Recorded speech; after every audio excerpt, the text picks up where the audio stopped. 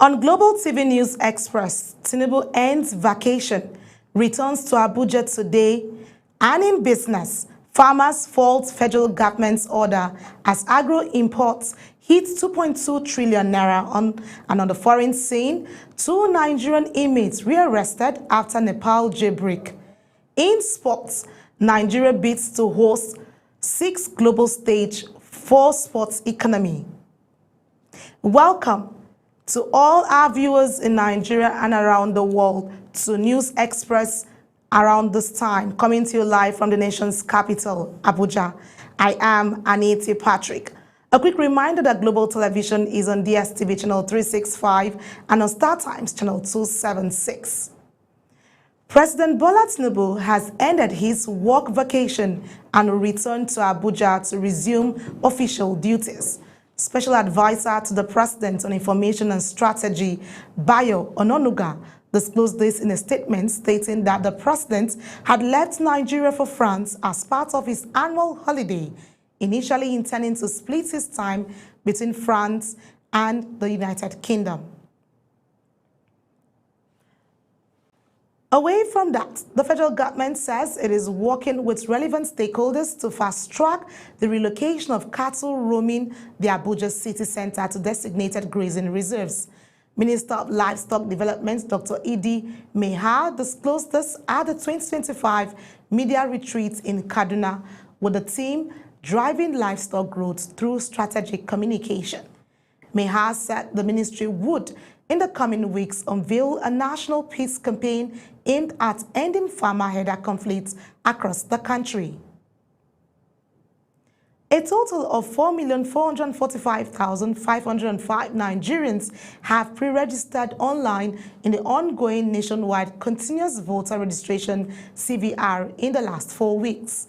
The Commission's National Commissioner and Chairman of Information and Voter Education Committee, Sam Olumeku, disclosed this in a statement he issued in Abuja. Independent National Electoral Commission says the combined figures of the completed online pre-registration and the physical registration stood at 509,929 as at last Friday.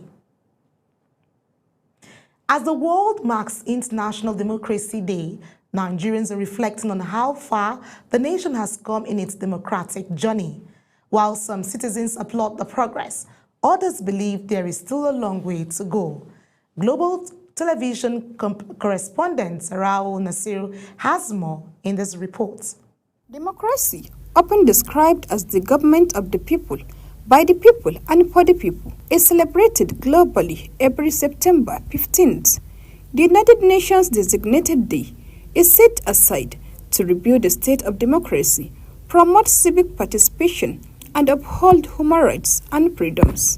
Here in Abuja, some Nigerians shared mixed opinions on the country's democratic experience, while a section of respondents praised the growth of civilian governance since 1999. Others expressed concerns over poor leadership, corruption, and weak institutions. Actually, the democracy in Nigeria is working well and organized.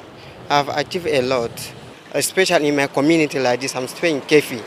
The democracy is working there because of our leaders in Nigeria now. Compared to yesterday, when we were under people, we were being controlled. Now, democracy is trying to they are telling us that we are on our stand. We have a say. It's working for us because we can go where we want to. Unlike yesterday, that we are under people. It's working for us because there are many challenges that we can able to solve. Political analyst James Ezema says one of the major milestones is the successful transition from military rule to sustained civilian government despite challenges in governance and accountability. Well, we have achieved a civilian rule whereby we have successfully removed the military out of governance. Even though from time to time, like we saw in Rivers State, we go and bring them, and that is also what happened sometimes ago when under the Obasanjo regime that we had some state governors also removed, and some military or former military leaders were brought to govern some of those states. And that is what we are talking about, whether truly we are practicing a democracy. This year's theme, ensuring effective governance of artificial intelligence at all levels, draws attention to how technology, particularly artificial intelligence, can shape democratic practices, governance, structures, and civic participation in the years ahead. This year's focus on International Democracy Day highlights the growing importance of artificial intelligence in shaping democratic processes and governance worldwide. Zahra Nasser, reporting for Global TV News. The Office of the Clerk to the National Assembly has distanced itself from reports suggesting it has the power to determine whether suspended Kogi Central lawmaker Senator Natasha Akpoti-Uduaghan can resume legislative duties. In a statement issued in Abuja, the Director of Information, Mola B. Allah, who spoke on behalf of the Clerk's office, clarified that it can merely function it merely functions as an administrative arm of the legislature and cannot review or overturn resolutions of the Senate. And to Niger State Governor Muhammad Bago has reassured security agencies and the federal government's establishments in the state of his administration's continued support to ensure improved security and better service delivery. This was disclosed in a statement made available by the Chief Press Secretary to the Governor, Bolaji Ibrahim. Bago made the pledge during a courtesy visit to heads of newly posted security agencies and a federal establishment coordinator in the state.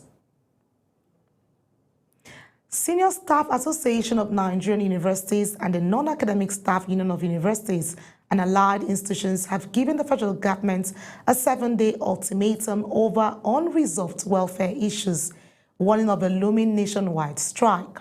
In a joint letter signed by the association's president, Mohammed Ibrahim, the unions described the unjust disbursement of the earned allowances to staff of universities, non-payment of outstanding allowances, among others.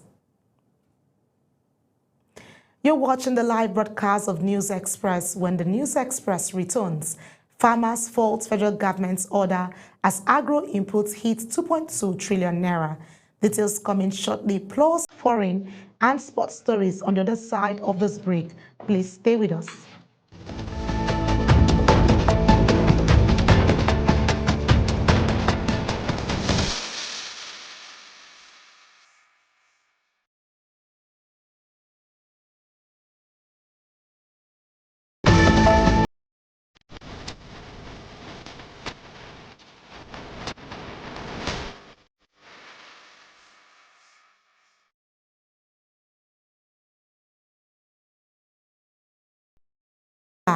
And in business, the federal government's decision to privatize 91 agencies across different sectors have sparked mixed reactions among Nigerians. Some see it as a step towards efficiency and economic growth, while others fear it could lead to job losses and reduce access to essential services. Our business correspondent, Samuel Odi, has the details. The announcement made recently by the Bureau of Public Enterprise marks one of the largest privatization exercises in Nigeria's history. The affected agencies cut across key sectors including transportation, agriculture, energy, and communications. Reactions, however, remained divided, while some economic experts argued that the move could usher in greater competitiveness and innovation. Critics warn it might lead to job loss and concentration of wealth in the hands of a few. We were told that once it is bought over and it's being managed by a private firm, that we are going to have light all over in the country. But the reverse is the case. When they say they will privatize anything of the federal government, they go over to bought over by their companies. You know, when you are in power and you decide to do something like that, you know, it's a selfish ambition that it cannot be acceptable by ordinary. Some Nigerians maintain that privatization will also curb corruption and waste in the public corporations that have historically underperformed despite huge budgetary allocations. while some, on the other hand, has raised concerns about the structure of which the privatization is handled. If you look at the structure of NEPA, the people that are running the affairs, are they able to sustain it? Are they able to do the right thing that is meant to be done? Is this still not the same old tactics of, government interference? If my person is not there, I'm not interested in it.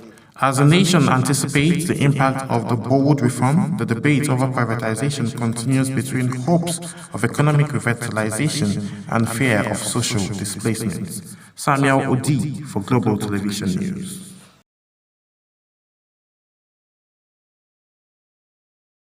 Nigeria's agricultural imports bill soared to 2.22 trillion naira in the first half of 2025, drawing strong criticism from farmers, rice millers, and stakeholders who argued that the federal government's policies are undermining local production and worsening food insecurity.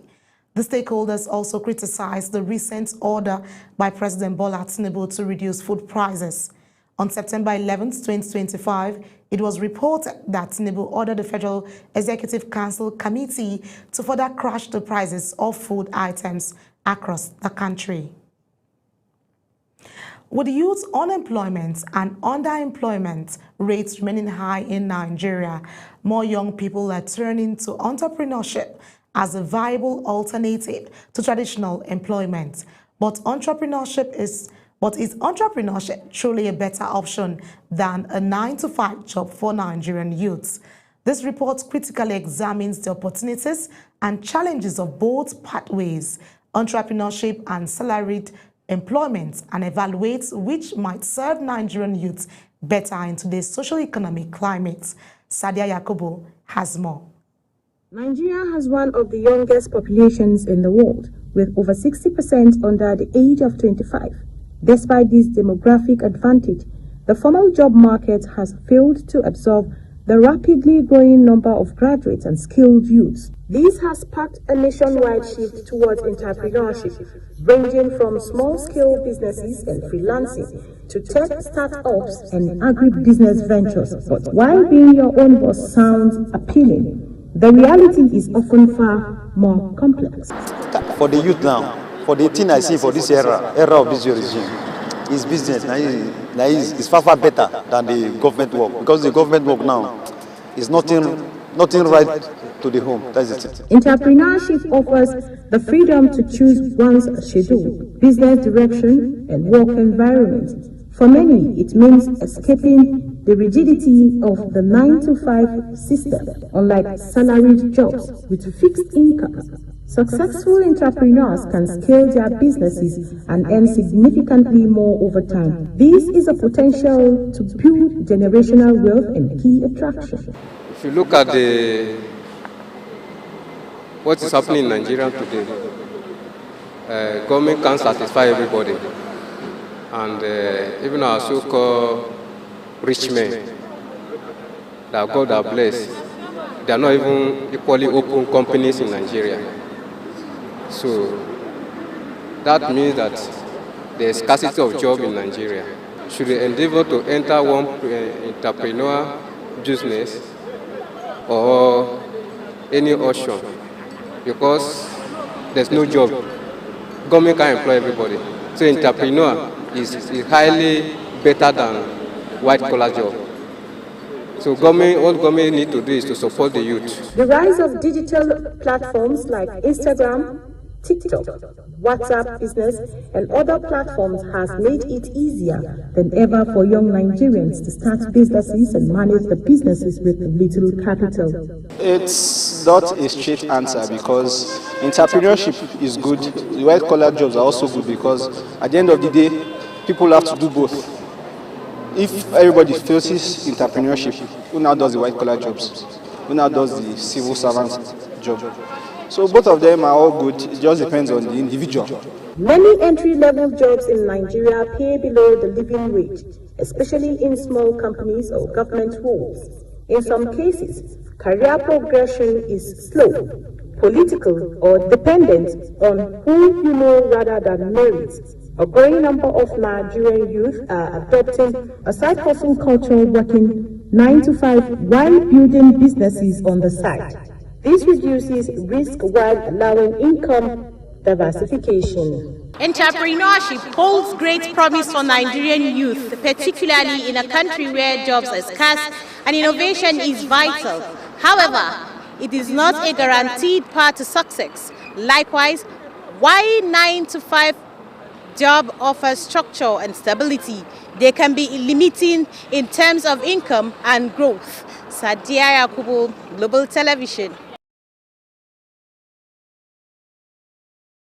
And on the foreign scene, 2 Nigerians who allegedly escaped from a prison in Nepal during recent anti-government protests have been arrested by operatives of the Sashastra Shemabal Indian paramilitary force.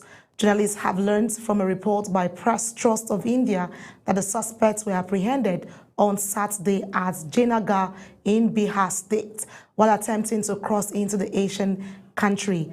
The Nigerians were said to be among several foreign nationals and locals who flee detention facilities in Nepal after violent demonstration rocked the Himalayan nation in recent weeks.